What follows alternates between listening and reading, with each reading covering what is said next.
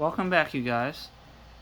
So this video is gonna be another video about the servo motor controller box that I had designed in Blender and 3D printed on my longer LK5 Pro 3D printer.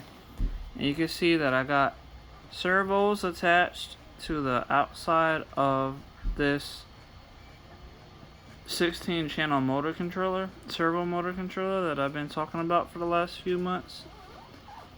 I was able to find me, I had to get a brand new one from Amazon, and I had to give the old one back in order to get the money back so that way I have enough to buy another one. So I do have my power supply, as you can see right there, like I was just saying in the last video earlier today. That is going to be 12 volts going in, and then the output comes out as 7 volts into the servo motor controller.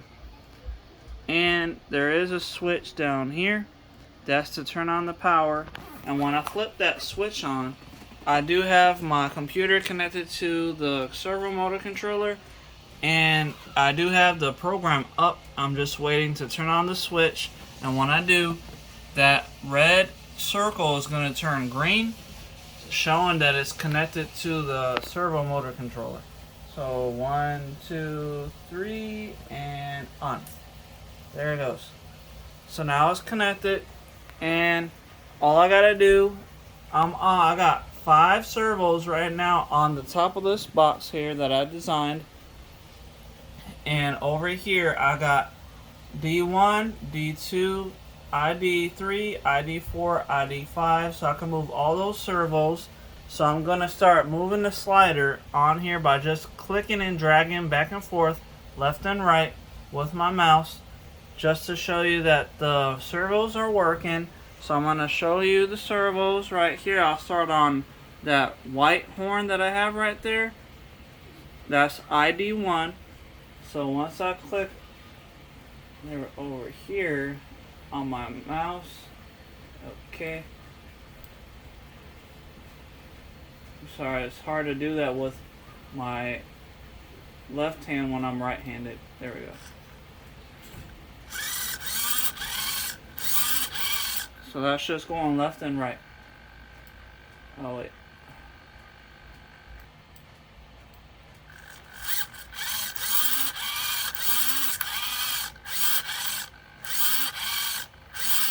So that's servo motor 1 basically, or ID1. And then ID2 is right next to it. Now that one is a little tricky because the servo horn gets too close to this white horn and then it winds up kind of cracking, so I can't move it like I was just doing for the servo motor ID1. So I'm going to move this one just a little bit. So here we go. Remember, I didn't shut anything off, it's still connected.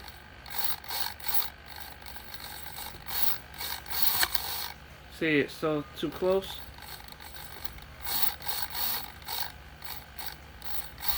So you see that's ID2.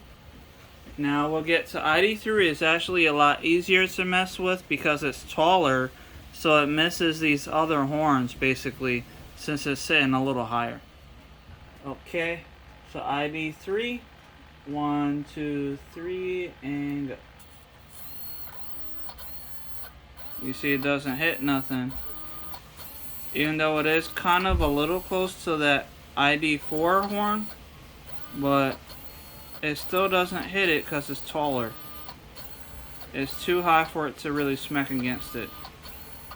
So it's moving. That's ID3, and now let's do ID4. So that one is right here with that horn. I need to still be a little bit, oh wait, no, this one.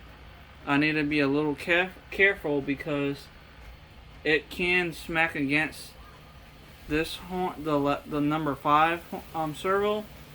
So I need to be a little careful with that. So I'm going to do 4 now. 1, 2.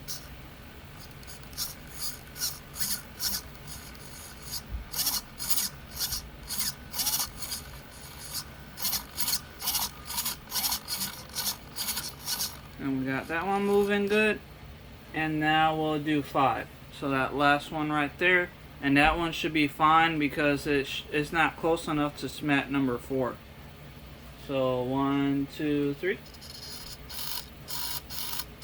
And again, like I was saying, this time I didn't shut down or have to restart the program or shut anything off. It's still working just fine. So this new 16 channel servo motor controller that I had got from Amazon over again, I did a good job by rebuying a new one. So there was really nothing wrong with the programs or anything. It was just that one board that I had gotten, I guess it was defective. But this one, as you can see, is working just fine. And I do have some of these small servo motors connected, but I don't have the horns or the screws for them anymore. So that's the only reason why I'm not trying to actually move them yet. But if you want to see them moving, I will make another video about it, because I have designed in Blender. Again, I was in Blender and I actually designed the actual size and the look of these servos, these small mini Metal Gear servos that I have here. So those servos are actually designed in Blender right now that I just got done making, and I actually made some servo horns for them. The only bad thing is that I don't know what size bolts go inside of these holes for the servos. At least for the small servos. These big ones take about M3 screws, but these aren't M3. I don't even know if they actually make it M1 or M2. But all I know is that they don't fit any of the screws that I do currently have. So I may have to buy me some new servos, because they do have them on Amazon with the screws and the horns. But I did design my own horns for these. Even if I can't screw them in with a screw, I designed them so that way I can just press fit them into the screw gear. So I shouldn't have to really worry about needing a screw for these exactly. But if you want to see those motors moving, I will make another video about it. And I do plan on making another little box just to store these little baby servo motors, just like how I did for these. But I won't be adding any I won't add another servo motor controller. I'm just going to be using this one for right now. But the good news is these servos will have their own box as well, just like this one has. The reason why I'm making these boxes is just because I needed something to keep from having these servos move and fall. So like right now I'm on my bed doing this, but if I had them on a table, these servos have a lot of torque. So I noticed that when I was testing them a while ago, they have so much torque that they tend to fully move, and I didn't want them to slip off my bed or off of a table and fall. So that's the reason why I'm making these boxes with these screws and everything, just to make sure that they stay in place when I'm moving them, so that way they won't fall off and like land on the floor. But other than that, I hope you guys are liking the video. Please like, share, subscribe, and let me know what you're thinking in comments down below. And if you want to see me designing or making a box for these baby servos, I already designed the servos themselves in Blender, but I haven't made the box yet or tried 3D printing the box yet. But it's going to be probably a week before I can 3D print a box for them, because I'm waiting for my 3D printer to finish 3D printing something right now.